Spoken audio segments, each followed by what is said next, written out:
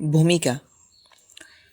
জনাব সদরে মজলিস, কাবেলে ইহতেরাম ও ওলামা একরাম ও আমার তিন দরদিগণ, নবীজি সাল্লাল্লাহু আলাইহি ওয়াসাল্লামের সুন্নতের আশিক মুসলমান ভাইয়েরা, পর্দার আড়ালে মা বোনেরা, আল্লাহ রাব্বুল আলামিন মেহেরবানি করে এই গ্রামের বিশিষ্ট মুরব্বী, মানিকগঞ্জ জেলার মুরব্বী হযরতুল আল্লাহ মাওলানা ফখরুদ্দীন সাহেব দামাত বরকাতুহুম, তার ওসিলায় এই জলসা ইন্তেজাম করার তৌফিক দান করেছেন। আলহামদুলিল্লাহ। সাধারণত কোনো বড় মাদ্রাসা বা মসজিদকে কেন্দ্র করে মাহফিলের আয়োজন করা হয়।